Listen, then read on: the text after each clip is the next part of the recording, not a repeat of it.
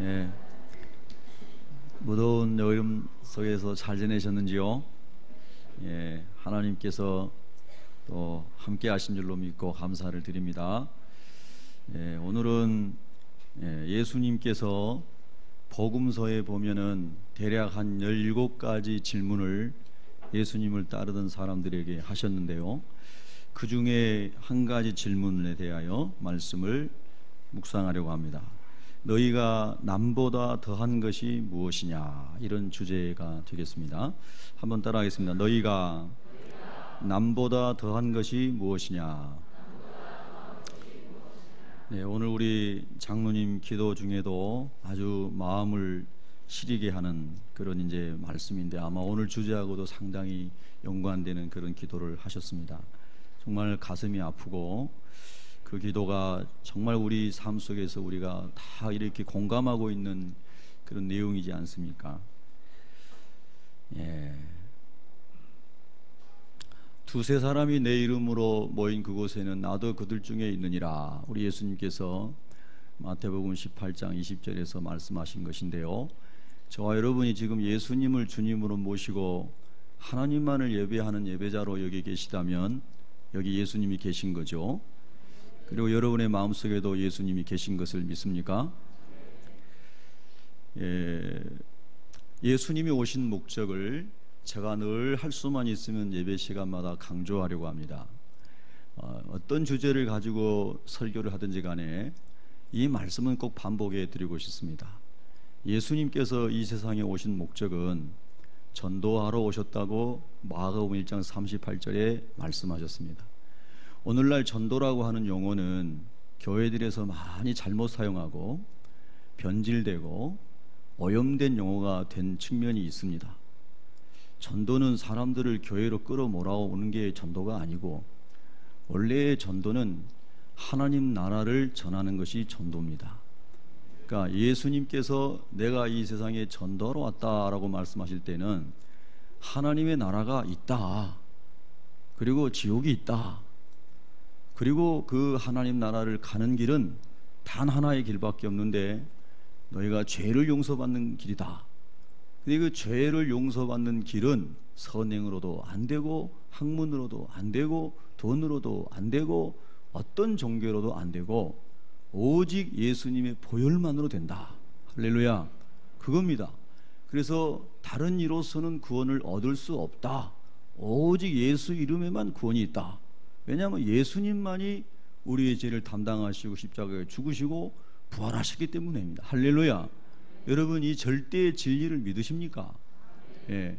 그래서 이 하나님의 나라가 있고 지옥이 있고, 그 다음에 예수님을 통해서만 하나님 나라 간다고 하는 이 복음을 전하기 위해서 예수님이 오셨다고, 오신 목적을 설명한 것입니다. 그럼 예수님을 따르는 사람들은 다 이 목적을 알고 이 말씀을 믿는 자가 예수님을 따르는 것이죠. 다른 목적으로 예수님을 따르는 것은 다 잘못 따르고 있다는 것입니다. 그래서 우리가 이 말씀, 예수님께서 하신 말씀, 특별히 사복음서에 나오는 예수님이 직접 하신 말씀들, 이 말씀들을 잘 주목하고 그 복음에서 떠나지 않도록 우리 신앙관을 잘 갖추어야 될 줄로 믿습니다. 할렐루야.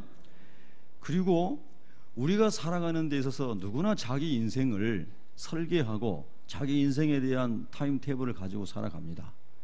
저도 오늘 밤에 주님이 저를 부르시면 제가 하나님 나라 갈 준비를 하고 살아야 되지만, 그러나 인생의 의미로 볼 때는 저희 어머니가 지금 91세신데 저도 한 95세까지는 인생을 설계해 놓고 살아가고 있습니다. 그래서 뭐 국민연금도 안 들다가 한 2년 전인가 국민연금도 들었습니다. 미래가 두려워서 든 게 아니고, 그 또 나중에 필요하면 선교하면 되지 않습니까? 예. 많이 든 것도 아니고 한 8만 얼마인가 들었습니다. 여러분, 다 누구나 자기 인생을 설계할 수 있습니다. 해야 되죠. 그런데 하나님의 시간표라는 게 있습니다. 여러분 한번 따라해 보시죠. 하나님의 시간표가 있습니다. 예. 그래서 우리의 인생 설계와 상관없이요, 내가 몇 살에 직장 들어가고 돈을 얼마나 벌고 몇 살까지 집을 마련하고 내 자녀를 출가시키고 뭐 어쩌고 저쩌고 손자를 보고, 이런 하나님이 주신 일반적인 땅의 복에 대한 내 시간표 상관없이 하나님의 계획 속에 예수님이 다시 오신다는 시간이 진행되고 있다는 사실입니다. 여러분, 이 사실을 믿으십니까? 이장님이라는 이상한 이단이 1992년 12월 28일 밤 12시에 예수님 오신다고 했다가 전 세계를 황당하게 만든 사건 때문에 그 다음부터는 한국교회 강단에서 예수님이 다시 오십니다, 재림 신앙을 설교하는 것들이 극소수로 줄어든 것 같습니다. 심지어는 좀 더 심하게 얘기하면 예수님의 재림을 얘기하면 좀 이상한 사람이 아닌가, 이렇게 여겨지는 정도까지 된 것도 부인할 수 없습니다. 또 더 나아가서는 예수님의 재림이 아예 없다라고 말하는 사람들도 지도자들 가운데 많이 일어난 것을 여러분은 아십니다. 그렇죠? 근데 여러분 보십시오. 요한계시록 22장 13절부터 15절에 보면 예수님께서 나는 알파와 오메가요, 처음과 마지막이요, 시작과 마침이라, 똑같은 말씀을 3번 반복하신 것입니다. 우리가 흔히 이렇게 2번, 3번 반복하면 정말로다, 진짜다 하는 강조라는 것을 누구나 다 알지 않습니까? 예수님께서 똑같은 내용을 3번씩이나 반복하십니다.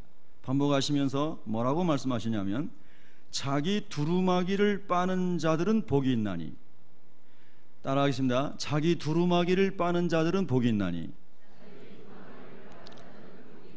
그러면 이건 국어로 번역을 했기 때문에 그 당시에 선교사님들이 성경을 번역하실 때에, 또 한국의 지도자들이 번역할 때에, 그때는 우리 사람들이 두루마기를 주로 입으셨지 않습니까? 어르신들께서 두루마기를라고 번역을 했습니다. 영어 성경에 로브라고 번역이 되어 있죠. 유대인들은 그렇게 우리나 비슷하게 통으로 짠 옷을 많이 입었었습니다. 어쨌든 이것은 우리가 입고 있는 이 옷을 빨아서 좋은 세탁기에다가 광을 내서 입으라는 게 아니지 않습니까? 이 말씀은 우리의 영과 혼과 몸이, 사도 바울이 얘기한 것처럼 주님이 오시는 그날에 점도 흠도 티도 없이 잘 보존이 되어서 예수님 만나라고 하는 말씀이었죠. 여러분 맞습니까? 그러면 그 성경 말씀의 요한계시록 22장에 보면은 계속해서 이렇게 말씀하십니다. 자기 두루마기를 빠는 자는 복이 있나니, 복이 있으니 이는 그들이 생명나무에 나가며 문들을 통하여 성에 들어갈 권세를 받으려 함이로다 그랬습니다. 여러분, 아담과 하와가 선악과를 따먹은 이후에 에덴 동산에 생명나무 과실을 따먹고 죄 지은 인간이 거기서 영생할까 두려워, 영생할까 봐서 하나님께서 그들을 에덴 동산에서 쫓아내시고 생명나무를 따먹지 못하도록, 실과를 따먹지 못하도록 화영검을 둘러쳐서 막았습니다. 맞습니까? 성경에 나온 말씀 맞습니까? 그래서 그들을 에덴 동산에서 추방시켰습니다. 그런데 요한계시록 이제 마지막 부분에 가서 하나님의 나라 신천신지, 하나님의 나라를, 신천신지도 성경에 나온 말인데 신천지가 하도 써가지고 좀 이상해요 지금. 동무라는 말도 얼마나 좋은 말인데 북한 사람들이 하도 써가지고 동무라는 말을 못 쓰고 있고, 하나님이 새하늘과 새 땅을 창조하시는데 그곳에 보면 12가지 실과를 달마다 맺히는 생명나무 열매가 있다고 그랬지요. 성경에 나온 말씀 맞지요? 그래서 오늘 요한계시록 22장에는 이 생명나무에 나아가는 사람들, 즉 생명나무 열매를 따먹을 수 있는 사람이 어떤 사람들인가, 즉 영생할 수 있는, 천국에서 영생할 수 있는 어떤 사람들인가, 자기 두루마기를 빠는 자들이라고 그랬습니다. 돈을 많이 벌고 종교생활 열심히 하고 학위를 많이 가지고 있고 그런 사람이 아니라, 세상에서는 웬만한 빽이면 웬만한 일 할 수 있지만 천국은 절대로 세상 빽으로 못 갑니다. 돈이 아무리 많아도 못 가고, 지식이 아무리 많아도 못 가고, 종교생활 아무리 열심히 심취해도 못 갑니다. 오직 예수 이름으로만 갑니다. 할렐루야. 그래서 예수님의 보혈로 자기 두루마기를, 죄로 얼룩진 영혼신을 정결하게 해라. 그 어떻게 합니까? 하나님 아버지, 제가 죄인입니다. 제가 말할 수 없는 수많은 죄를 날마다 짓고 삽니다. 생각으로, 마음으로, 행동으로, 말로 말할 수 없는, 하나님의 기준에서 볼 때 말할 수 없는 죄를 짓고 삽니다. 순간순간 예수님의 이름으로 회개하고 자백함으로 죄 씻음 받는 것이 두루마기를 씻는 것입니다. 그래서 요한계시록 다른 부분에서는 예수님이 세마포 흰옷을 입은 사람으로 또 설명을 했습니다. 여러분, 세마포 흰옷을 예수님의 이름을 의지하여 오늘 이 시간에 또 입혀지기를 주님의 이름으로 축복합니다. 그래서 생명나무의 실과를 따먹을 수 있는 사람이 될 뿐만 아니라 그 다음에 뭐라고 되어 있냐면 문들을 통하여 성에 들어갈 권세를 얻는다 그랬습니다. 이 문이 뭡니까? 성경에 보면 하나님 나라에 대해서 묘사하면서 12진주문을 설명했습니다. 저는 어렸을 때부터 저희 어머니에게 성경을 많이 이렇게 들으면서 12진주문과 유리바다와 황금보석으로 꾸며진 하나님 나라에 대해서 많이 들었고 배웠습니다. 글자를 모를 때부터 엄마가 열심히 가르쳐 주셨습니다. 여러분, 젊은 어머니들 자녀들에게 하나님 나라를 잘 늘 이야기해 주시기를 축복합니다. 오늘 우리 장로님께서 기도 서문에 계속 신명기 6장의 말씀을 하셨지 않습니까? 여러분, 그렇게 잘 자녀를 양육하시기를 축복합니다. 민수기 6장 22절부터 27절에도 하나님께서 너희는 영적인 제사장이니까 제사장이 자녀를 위해 축복하고 은혜를 베풀고 하나님 은혜 베푸시길 원하고 기도한 대로 응답하신다고 그랬지 않습니까? 할렐루야. 그래서 그런 말씀들을 많이 듣고 자랐습니다. 하나님 나라는 이렇게 영광스러운 곳이다. 시골에서 전기도 안 들어오는 그 아주 깡촌에서 살면서 화장실에 가면 구더기가 막 올라오고 송판 2개 깔려놓고 거기 쪼그려 앉아서 푸세식 화장실, 우리 어르신을 다 그런 데서 자라셨지 않습니까? 그런 아주 험하고 더러운 곳에서 살면서도 하나님 나라 얘기만 들으면 너무나 황홀하고 기뻤죠. 그래서 친구들 전도로 다니고 예배당 가는 게 너무나 즐거워서 지가 가는 거는 상상도 못하고 30분 전에는 예배당 가야 되고 30분이 아니라 1시간 전에 가서 종 줄 잡아서 초종 치고 그 다음에 30분 전에 재종 치고 그거 하고 싶어가지고 열심히 먼저 교회 가가지고 종 쳤던 생각이 납니다. 여러분도 그런 좋은 추억이 있으신 분 계시죠? 이번에 우리 학생들 수련회 갔는데 그 시골 교회에 옛날 그 종이 그대로 있더라고요. 사진을 찍어 왔습니다. 저 경기도 포천에 있는 교회인데요, 장로교회인데, 그래서 너무나 참 추억이 어려서 사진을 찍어 왔습니다. 여러분, 하나님의 나라가 있음을 믿으십니까? 그 하나님의 나라가 정말 영광스럽고 찬란한 곳이고 여러분이 가게 될 여러분의 본향인 것을 믿으십니까? 아멘이 왜 이렇게 시원치 않습니까? 더워서 그러십니까? 정말 믿으시는 거예요? 정말 저는 이 하나님 나라를 생각하면 눈물이 납니다. 그리고 주님, 저는 꼭 그곳에 가고 싶습니다. 저는 꼭 천국에 가고 싶습니다. 주님, 세상에서 50년 살아보니까 별거 아니군요. 정말로 배고프고 못 먹고 자랄 때는 밥 한 번 배불리 먹어봤으면 소원이 없겠습니다 했는데 기도 너무 세게 해서 뷔페 많이 먹어보고 해보니까 아유, 배불러서 헉헉거릴 뿐 별로 좋은 게 아니더만요. 다 자기 위에 맞게 먹으면 그만인 것을. 할렐루야. 정말로 참 만족과 은혜와 축복은 하나님의 나라에 있는 거 여러분 진짜 믿으시냐고요? 진짜 믿으세요? 정말 종교인이 아니고 천국을 믿는 겁니까? 예수님이 그렇게 말씀하시면서 그 성에 들어가고 그 12진주문을 막 들어가고 그 영광스러운 집에 들어가야 할 사람들은 자기 두루마리를 빠는 사람들이다. 믿습니까? 그렇게 말씀하셨습니다. 그러면 여러분과 제가 지금 살아가고 있는 이 시점은 하나님의 시간표에서 어느 정도 왔다고 여러분은 생각하고 사십니까? 하나님의 역사는 끝이 있다고 말씀하셨는데 예수님이 반드시 다시 오신다고 그랬는데 우리가 살고 있는 이 역사의 시점은 어느 정도라고 여러분은 생각하시면서 신앙생활하고 계시냐는 겁니다. 저는 극단적 종말론자가 아닙니다. 시한부 종말론자도 아닙니다. 성경에 나와 있는 그대로 우리가 하나님 말씀을 잘 알고 깨어서 신앙생활을 하기를 원해서 오늘 이 말씀을 다시 한번 여러분에게 상기시켜 드립니다. 마태복음 24장 32절부터 33절까지를 여러분이 한번 펼쳐보시기 바랍니다. 다 아시는 말씀이죠. 마태복음 24장 32절부터 33절입니다.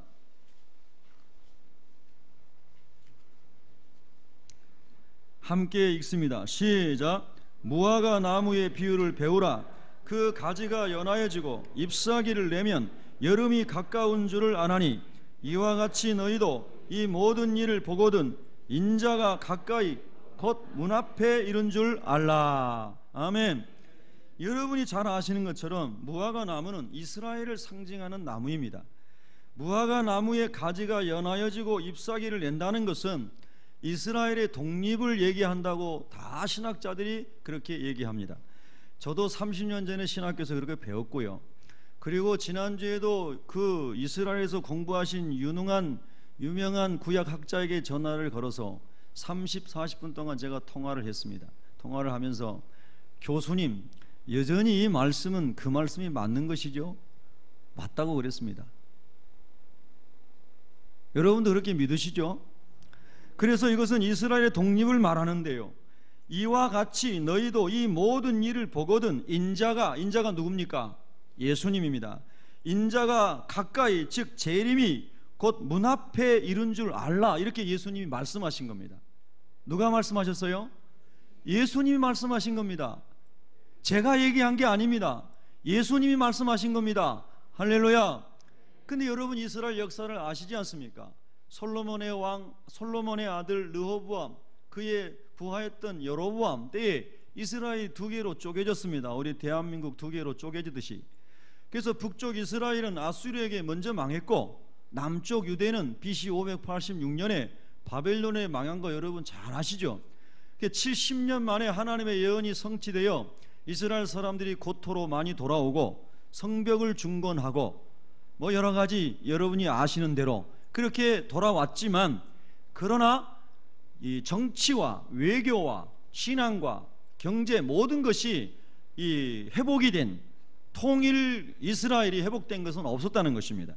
마카비 같은 사람이 일어나서 잠시 혁명을 일으켜서 부분적으로 이스라엘 사람들에게 자유가 있을 때도 있었지만 그러나 완전한 나라의 회복이 아니었죠. 그런데 여러분이 잘 아시는 것처럼 성경은 이스라엘이 반드시 독립한다고 하나님 말씀하셨단 말입니다. 에스겔을 통해서도 말씀하시고 예수님도 다 말씀하셨죠. 근데 여러분이 아시는 것처럼 1948년 5월 14일에 우리 대한민국은 일제강점기에서 뭐 어떤 사람은 일제강점기라는 표현을 안 쓴다고 또 어떤 역사가들은 말하는데 어쨌든 그 사람들이 강제로 점령한 거 아닙니까? 일제강점기에서 1948년 8월 15일에 독립했죠. 나라 독립일도 잊어버렸습니까? 여러분 생일은 아시면서 그렇게 독립을 할 때에 그 해에 이스라엘도 하나님의 뜻이 성취되어서 8월 15일을 우리는 독립하고 거기는 5월 14일에 유엔으로부터 이스라엘이 독립국가 인정을 받지 않습니까? 그러면 여러분 성경을 하나님의 예언과 성취의 책으로 믿고 있는 그리스도인들은 야, 이런 일이 가능한가? 정말 놀라운 일이구나. 어떻게 2000년 이상을 흩어져서 디아스포라로 살았던 언어와 문명이 다 해체되어 버렸을 이럴 사람들이 어떻게 새로운 나라를 이룰 수 있는가? 이건 역사가들에게도 딜레마입니다. 이거는 해석 불가입니다. 하나님께서 하신 것입니다. 예언이 성취된 것입니다. 믿습니까? 이보다 더 분명한 성경의 예언의 성취가 어디 있습니까, 여러분? 예수님이 성경대로 오신 것과 죽으신 것과 부활하신 것과 승천하신 것처럼 이스라엘의 독립도 예언의 성취인 것입니다. 여러분 성경은 소설이 아닙니다. 성경은 하나님의 말씀입니다. 역사의 주관자이신 하나님이 말씀하셨고 이루어져 가고 있는 것입니다, 여러분. 할렐루야. 그래서 제가 그 교수님과 구약의 유명한 학자이시니까 통화를 하면서 그 이 마태복음에 나오는 말씀과 다니엘서의 말씀을 가지고 제가 여러 가지 이제 확인 질문을 했습니다. 저와 같이 똑같은 견해를 가지고 계셨습니다. 그러면서 그분이 저하고 통화를 하면서 그런 말씀하셨습니다. 이스라엘의 대사를, 한국에 있는 주한 이스라엘 대사를 그 교수님 만나셨었는데 1930년대에 저희 성결교단의 사부라고 할 수 있는 이명직 목사님이라는 훌륭한 목사님이 계셨습니다. 그 목사님께서 성경을 강의하시면서 일제 시대입니다. 성경을 강의하면서 이스라엘은 반드시 독립이 됩니다. 하나님의 말씀에 그렇게 되어 있습니다. 이스라엘은 반드시 회복됩니다 라고 설교하셨는데 많은 사람들이 다 헛소리로 치부했다고 하는 것입니다. 심지어는 이스라엘 사람들도 전혀 믿지 않았죠.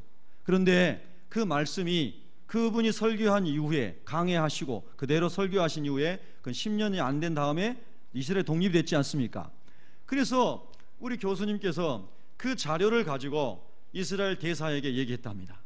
우리 믿음의 선배들께서 하나님의 말씀에 의하면 이스라엘이 이렇게 독립될 것이라고 설교를 하셨는데 이미 독립이 됐지요. 그러면서 기독교인이 아닌 그 대사에게 얘기를 하니까 그 사람이 놀래더라는 겁니다. 하나님의 말씀이 성취되고 있는 것도 모르고 있었다는 거죠. 자기들은 예언이 성취되고 있는 것을 몰랐다는 거예요. 그러나 여러분, 그렇게 되고 있음을 부인할 수 없지 않습니까? 믿습니까 여러분? 이제 하나님의 예언의 말씀이 큰 줄기에서 볼 때 예수님 다시 오시는 것만 남았습니다. 그것만이 이제 마지막에 남은 주님의 예언의 성취가 이루어지는 겁니다. 그럼 예수님께서 이스라엘의 독립이 된 것을 보거든 너희 지혜 있는 자들은, 영적인 귀가 열린 자들은 주님 오실 날이 가까웠음을 알고 깨어 있어라, 주님의 신부로 준비해라, 이렇게 주님 말씀하신 거 아닙니까? 맞습니까? 확실합니까? 그래서 여러분이 정말 예수님 믿고 하나님 나라를 믿는 사람이라면 성경을 믿어야 되는 거 아닙니까? 예, 그래서 저는 믿습니다. 그래서 주님이 오실 날이 멀지 않았다는 거예요. 이런 얘기를 하는 사람이 이상한 사람이 아니에요. 주님이 말씀하신 겁니다, 여러분. 그 날과 그 때는 아무도 모르지만, 예수님도 모르시고 천사도 모르고 아버지만 아시지만, 할렐루야, 그러나 반드시 오실 날이 가까웠다고 주님 말씀하신 겁니다. 아멘. 그래서 주님 오신 날을 믿고 하나님 나라의 백성이고 내가 하나님 나라에 가는 것을 믿는 사람은 그 이 세상의 어떤 위로보다도 이 주님의 소망이 우리에게 위로가 되는 것입니다. 그래서 성경이 말씀하는 것이죠. 이런 것을 인하여 이 주님의 재림과 우리의 변화된 몸으로 들림 받는 이 은혜를 인하여 여러분이 위로받으십시오 하고 주님이 권면하시는 겁니다. 믿으시면 아멘.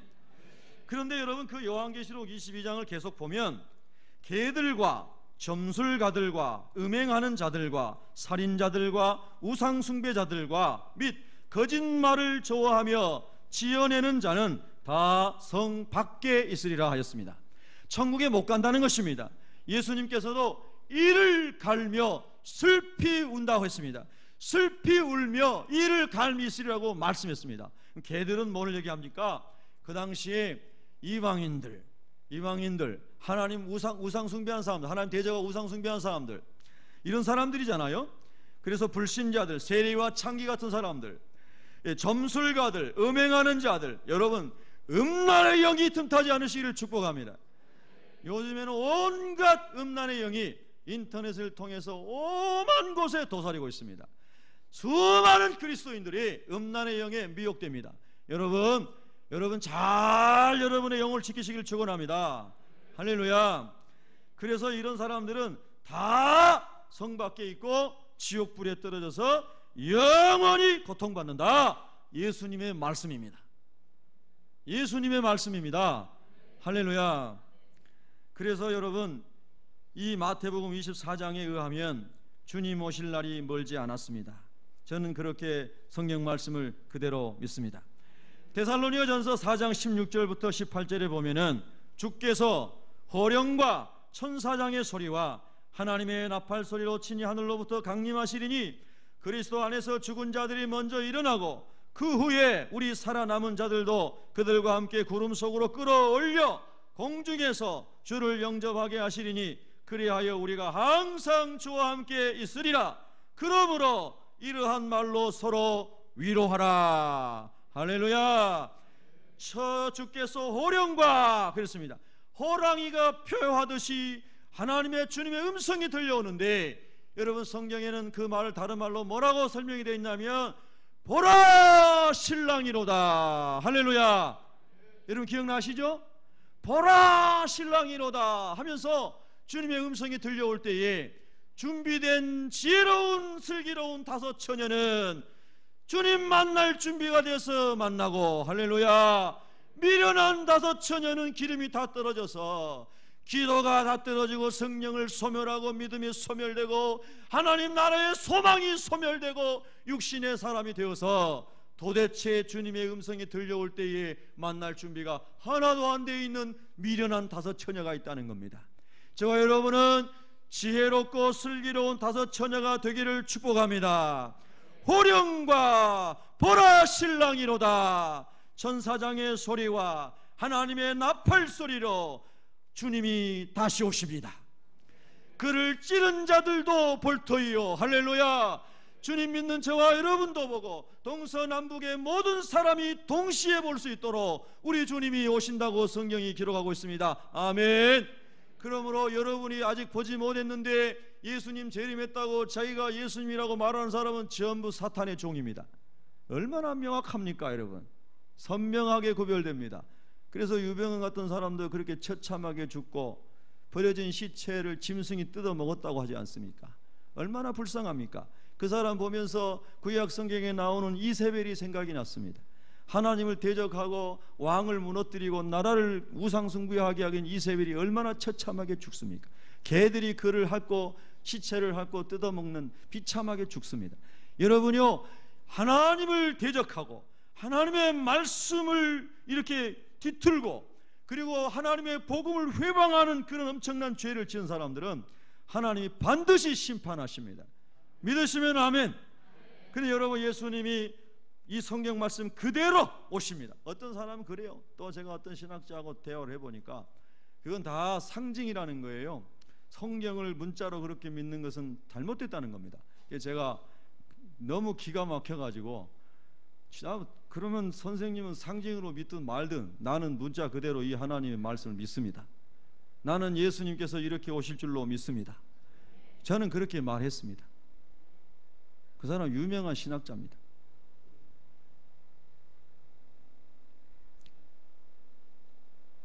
근데 여러분 이거 굉장히 심각한 문제입니다.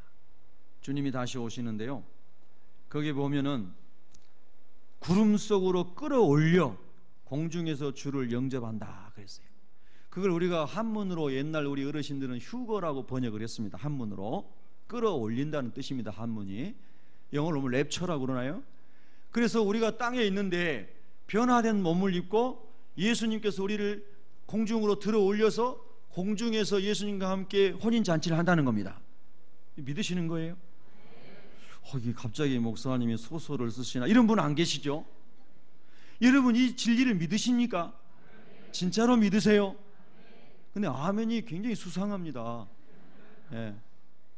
이렇게 엄청난 진리를 믿는데 아멘이 너무 힘이 없잖아요. 진짜 믿으시는 거예요? 예. 정말 놀라운 사실입니다. 이게 믿어지는 사람은요, 오늘 내가 폐암 말기로 신음하고 있어도 고통스러워할 필요 없습니다. 주님이 뜻이 있어서 나를 데려가신다면 지금 주님이 나라 가는 거 아닙니까? 아멘? 꼭 굳이 그거 살려고 발버둥 칠 일이 뭐가 있습니까? 사명이 돼서 주님이 부르시면 할렐루야 하고 가야죠. 사명이 있어서 주님이 살려주시면 아멘 하고 섬겨야죠. 아멘. 할렐루야. 그래서 여러분 이 믿음이, 이것을 믿어지는 믿음이 여러분에게 위로가 될 것입니다. 그러므로 이러한 말로 서로 위로하십시오. 이렇게 성경이 기록하고 있는 것입니다. 여러분, 예수님 말씀하셨습니다. 두 사람이 맷돌 갈고 있다가 한 사람은 들림받고 한 사람은 그대로 있고, 두 사람이 밭을 갈다가 한 사람은 들림받고 한 사람은 그대로 있고, 이런 생각해 봤습니다. 영국의 유명한 축구구장에서 10만 명 이상 모이는 축구구장에서 여러분 잘 아시는 맨체스터 유나이티드 박지성 선수가 뛰었던 그런 팀하고 삼성에서 후원하는 첼시하고 시합을 하고 있다고 생각해 보십시다. 많은 사람이 그 운동장에 있는데 예수님이 오시는 거예요. 공중재림하시는 거예요.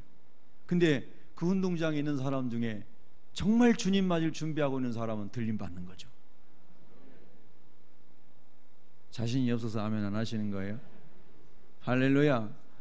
어쩌면 전 세계의 많은 교회들에서 하나님께 예배를 드리고 있는데 어떤 사람은 들림 못 받고 그대로 남아 있는 거예요. 밭에서 말고 예배당에서 말입니다.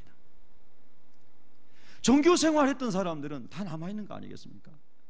정말 예수님을 주님으로 만난 사람들은 오늘 성경에 예수님께서 너희 두루마기를 깨끗하게 한 사람들은 들림 받는다고 말씀하신 거예요.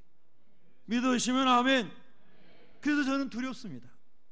하나님 아버지, 주님 오실 날이 언제인지 알 수 없기 때문에 그래서 오늘 깨어있다가 내일 잠자면 안 되지 않습니까? 날마다 순간마다 깨어있으라. 주님이 언제 오실지 알지 못함이니라. 할렐루야.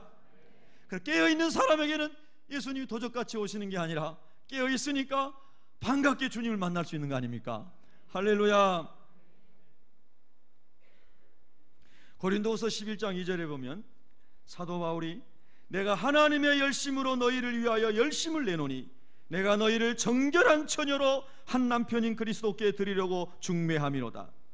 그러나 나는 뱀이 그 관계로 하와를 미혹한 것 같이 너희 마음이 그리스도를 향한 진실함과 깨끗함에서 떠나 불패할까 두려워하노라. 사도 바울은 그렇게 말했습니다. 우리는 정결한 처녀로 예수님께 드려지는 영적인 주님의 신부라는 겁니다. 그래서 예수 믿는 사람이 여러분 우리가 주님의 신부입니다. 정결한 주님의 신부로 주님 맞을 준비를 합시다. 이런 고백을 하고 이렇게 권면하고 이렇게 말하는 것은 너무나 성경적인 것입니다. 여러분 옆 사람에게 한번 인사하겠습니다. 성경 그대로 정결한 처녀로 신랑 되신 주님을 만나십시다. 네. 할렐루야.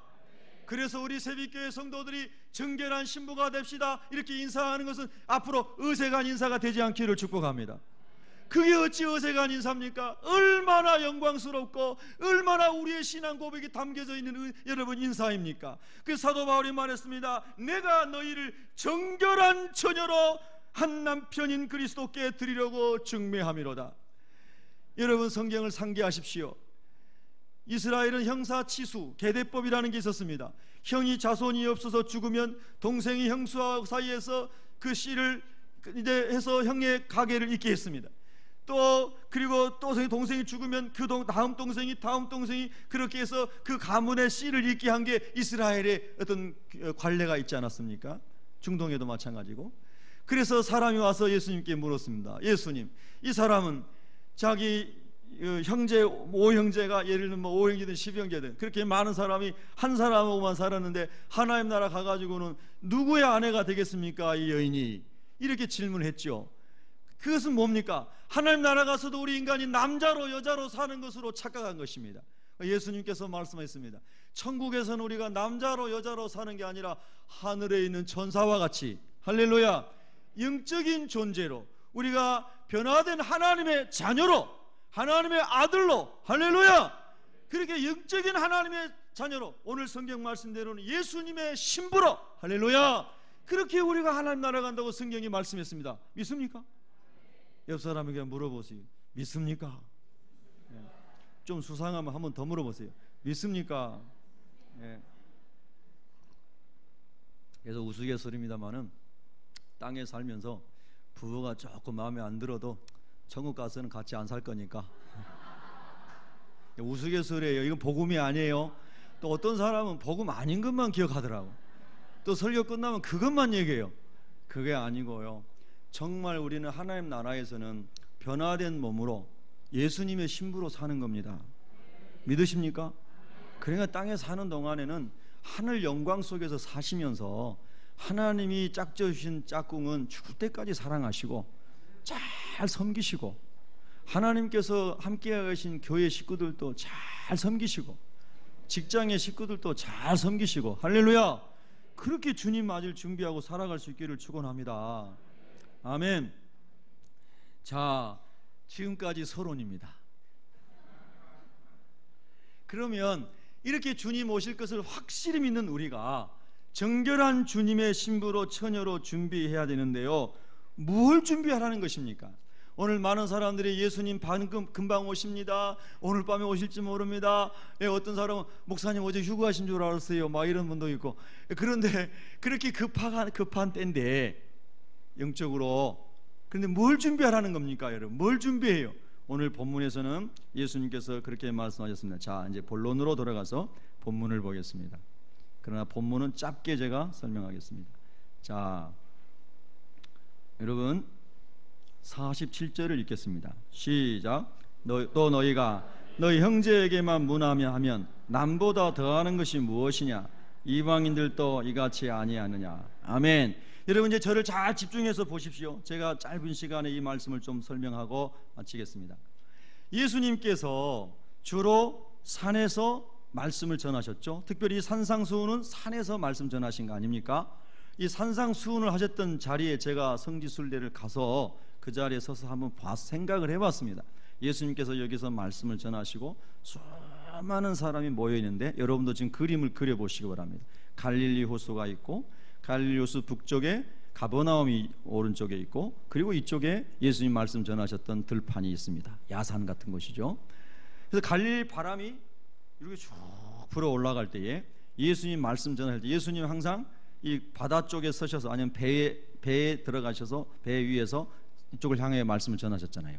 그래서 예수님 말씀 전할 때 바람을 타고 목소리가 쭉 그 삼태기 같은 모양의 계곡으로 샥 들어가는 겁니다. 그래서 그 많은 사람들이 예수님 말씀을 다 이렇게 알아듣는 거예요. 들리는 거죠.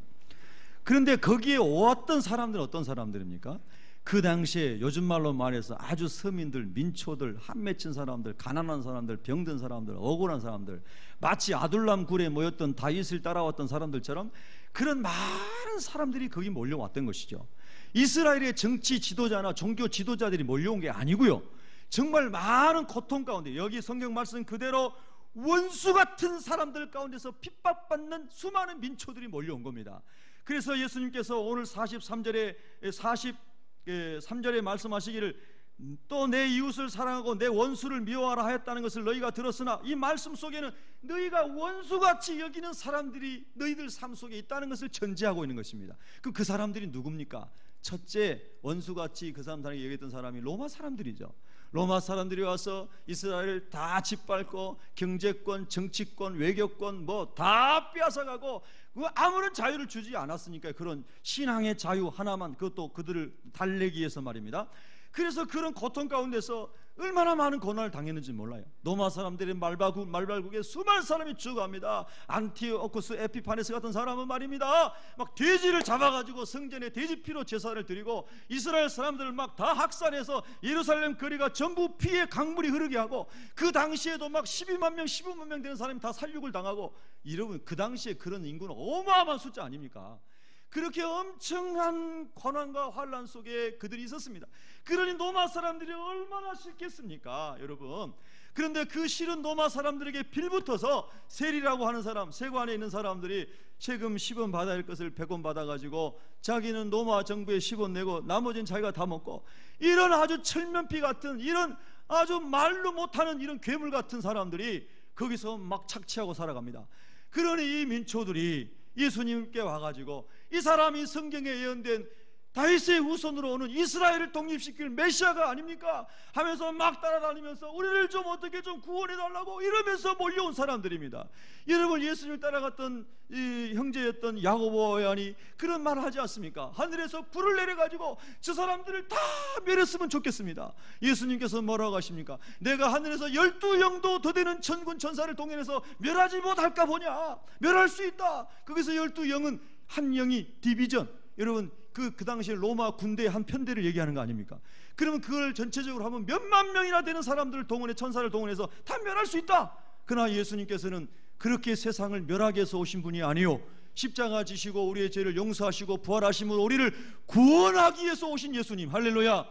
그렇기 때문에 예수님께서는 그렇게 하지 아니하시고 하나님 나라를 말씀하시고 예수님이 십자가 지시는 거 아니겠습니까?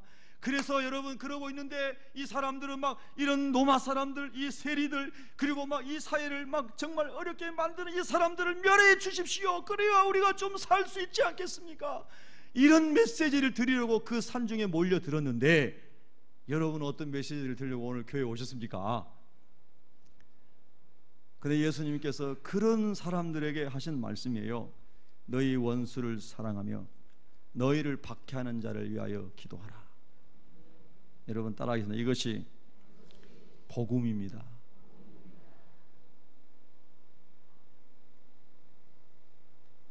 이것이 복음이죠. 코바디스라는 작품이 있습니다. 영화화됐죠. 그 코바디스라는 작품에 페트로니우스라는 사람이 나오는데요, 그의 조카가 예수님을 믿은 다음에 그 삼촌인 페트로니우스에게 예수 복음을 전합니다. 근데 그 시대에는 네로 황제에게 엄청난 박해를 받았던 시대이기 때문에 로마서 10장 10절에 나오는 예수를 주로 시인한다는 것은 나 예수 믿습니다, 요즘에 사람들이 그냥 아무렇게나 그냥 나 예수 믿습니다 이런 게 아니고, 황제를 믿느냐 예수를 믿느냐 삶과 죽음의 기로에서 고백하는 고백 아닙니까? 그 당시의 고백이. 할렐루야. 그래서 그 당시에 예수 믿는 사람은 나는 예수 외에는 없습니다, 나는 그리스도의 사람입니다, 나는 예수를 위해 죽고 예수를 위해 사는 사람입니다, 나는 절대로 황제를 섬기지 않습니다, 이런 엄청난 그 복음을 받아들인 사람이 예수를 믿었던 겁니다. 여러분 믿습니까? 그래서 그 조카도 그렇게 예수 믿는 사람이었는데 자기 삼촌에게 그렇게 복음을 전하니까 삼촌이 자기 조카에게 편지를 쓴 내용 중에 이런 말이 나오죠. 그럼 네로 황제까지도 사랑해야 된다는 말이냐? 네로 황제까지도 사랑해야 된다는 말이냐? 그리고 그 다음에 나오는 말이 뭐냐면요, 나는 맹세코 말하지만 내가 그러고 싶다고 해도 그를 사랑할 수는 없다. 여러분 이것이 인간의 솔직한 고백입니다. 우리 사람의 힘으로는 절대로 네로 같은 사람을 사랑하고 그를 위해 기도하고 축복할 수 있는 능력이 없습니다. 여러분 혹시 있으신가요? 그럼 인간이 아니에요. 사람을 할 수가 없어요. 그렇게 자기를 막 죽이고 화형시키고 십자가에 못 박고 목이 잘려나가고 톱으로 잘려 죽이고 이런 엄청난 박해 속에서 이 페트로니우스는 고민한 겁니다. 내가 예수를 믿는다면 그런 네로도 용서하고 그런 네로를 위해서도 기도해야 한다는 건데, 사랑하는 조카야, 나는 절대로 그럴 자신이 없다, 그럴 마음이 있다고 할 때 나는 할 수가 없어, 그러니까 나는 예수를 믿을 수가 없구나, 이렇게 편지를 쓴 겁니다. 여러분 이렇게 예수 믿는다는 것이 엄청난 고민이었고 생사를 거는 문제였습니다. 오늘 우리도 예수 믿는 게 우리 한국 땅에 너무나 편하지만, 그러나 개인적으로 우리가 주님을 모셔드릴 때는 그 주님을 알고 믿어야 합니다. 그 복음을 알고 믿어야 됩니다. 할렐루야. 그럴 때 우리가 복음의 능력 안에서 살아갈 수가 있는 거 아니겠습니까? 근데 여러분 보십시오. 그래서 우리 예수님께서 계속 강조하신 것이 뭐냐면 성령을 받으라. 할렐루야. 성령을 받으라. 아멘. 야, 제가 이번에 우리 학생들 수련하면서요, 막 그렇게 목 놓아서 2시간을 막 설교를 하고 해도 너무너무 제 마음 답답한 겁니다. 그리고 또 기도를 많이 시키면서 한 가지 소원은, 하나님 이 자녀들에게 성령이 임하기를 원합니다. 할렐루야. 그리고 꼭 천국과 지옥이 믿어지기를 원합니다. 계속 그것만 강조했습니다. 단순한 복음. 그래서 어떤 아이들 막 울기도 하고 막 휴지 갖다가 막 닦으면서 기도하고 뭐 그런 아이들도 있고, 또 기도문이 안 열린 아이도 있는 것 같고, 막 얼마나 답답한지요. 열심히 또 제가 이제 막 기도가 지치고 우리 전사님 또 마이크 잡고 또 전사님 또 하고 막 새벽까지 그렇게 한 것 같더라고요. 그러면서 우리의 소원은 뭐냐면 우리의 자녀들이 성령 세례를 받는 거예요. 예? 여러분과 제가 성령 세례로 날마다 충만하는 거예요. 할렐루야. 그래야만 우리가 이 복음을 복음답게 살아낼 수 있는 줄로 믿습니다. 우리의 힘으로는 안 되는 겁니다. 저의 힘으로 할 수가 없어요. 할렐루야. 그래서 예수님께서도 이 세상에 오셔서, 예수님이 하나님이신 그분도 육신을 입고 오셨기 때문에 성령에게 이끌려 광야로 가사 금식하시고, 할렐루야. 그래서 성령 충만을 받고 나오셔서 하나님 나라를 전하셨는데, 사도행전 10장 38절에 보면은 하나님께서 나사렛 예수에게 성령을 기름 붓듯 부으심에, 물 붓듯 부으심에, 할렐루야, 저가 두루 다니시며 착한 일을 행하시고, 아멘. 예수님도 성령을 의지해서 하나님이 하신 줄로 믿습니다. 우리도 주의 성령께서 임하시고 그 성령이 소멸되지 않도록 기도해야 하는 것입니다. 그래서 여러분 데살로니가전서 5장 16절, 17절, 18절은 여러분 잘 아시는 말씀이고 19절이 무슨 말씀입니까? 성령을 소멸치 말며. 아멘. 옆 사람에게 축복하십시오. 성령을 소멸하지 마십시오. 그래서 성령이 우리 안에 오셔서 우리 안에서 성령님이 역사하실 때에 이제 스데반 집사님이 가셨던 것처럼 성령에 의해서 성령께서 우리 삶을 인도해 가시고, 할렐루야. 사도 바울이 빌립보 감옥에서 경험했던 것처럼 그 많은 매를 맞고 만신창이가 돼서 착고의 죄인죄로 깊은 감옥 속에 소망 없는 자리에 떨어져 있는데도 찬송과 기도로 성령의 감동으로 그가 하나님 앞에 있을 때에 옥터가 움직이고 착고가 풀리고, 할렐루야. 자기가 거기서 나온 것이 문제가 아니라 간수와 그의 가정을 다 예수 믿게 하고 하나님의 영광을 나타낸 줄로 믿습니다. 그것을 하신 분이 성령님이십니다. 바울이 아니에요. 성령이에요. 할렐루야. 그래서 우리도, 저와 여러분도 그 성령을 구해야 되고 그 성령 안에서 충만해야 세상을 이기고 마귀를 이기고 자기의 죄악을 이기고 승리하는 겁니다, 여러분. 그래서 예수님께서 예루살렘을 떠나지 말고 약속하신 성령이 임하실 때까지 기도해야 된다, 그렇게 신신당부하시고 승천하신 겁니다. 여러분, 우리 새벽교회 성도 여러분, 하나님 안에서 그 복을 구하시기 바랍니다. 성령으로 기름 부음 받는 복. 아멘. 그리고 오늘 성령 말씀대로 주님, 그 로마 사람들, 그 세리들, 그를 핍박하는 유대의 관원들, 종교 지도자들, 얼마나 원수 같은 사람들이 많았겠습니까? 그러나 예수님께서 아버지여 저들이 알지 못하고 하는 것이오니 저들의 죄를 용서하여 주시옵소서. 스데반 집사님이 동일하게 그렇게 기도하였던 것처럼 오늘 이 말씀을 듣고 있는 그 갈릴리 그 언덕 위에 많은 사람들 가운데에 이 말씀을 영으로 받아서 진짜 주님의 제자가 돼서 진짜 좁은 길을 가는 사람들도 있었을 것이고, 많은 사람들은 떡만 먹고 물고기만 먹고 배만 채우고 다 어디론가 가버린 사람도 있었을 거라는 겁니다. 요한복음 6장에 오병이의 기적이 일어난 다음에 그 많은 사람들의 태도가 뭐냐면 예수님을 왕 삼으려고 하였다 그랬습니다. 세상의 왕을 만들어서 그들이 이 땅에서 원하는 것들을 누려보려고 했는데 예수님께서는 그것을 피하여 산으로 가셔서 기도하셨더라. 할렐루야. 여러분 믿으십니까? 이런 엄청난 말씀을 주시면서 우리가 예수님을 따라오라고 말씀하십니다. 생명으로 인도하는 문 입구에는 십자가가 있습니다. 누구든지 나를 따라오려거든 자기를 부인하고 자기 십자가를 지고 나를 따를 것이니라. 생명으로 인도하는 문 앞에는 십자가가 있습니다. 생명으로 가는 문은 좁습니다. 그래서 많은 사람이 찾지 않습니다. 그러나 생명을 알고 천국을 알고 예수님을 만난 사람은 그 길을 갑니다. 할렐루야. 여러분, 오늘 주님의 음성을 듣습니다. 이방인들도 이같이 아니하느냐, 세리들도 이같이 아니하느냐 하지 아니하느냐. 너희 형제에게만 무난하면 남보다 더하는 것이 무엇이냐. 저의 마음속에 다가왔던 메시지입니다. 너가 사랑하는 아들아, 너가 남보다 더한 것이 무엇이냐. 기도하겠습니다.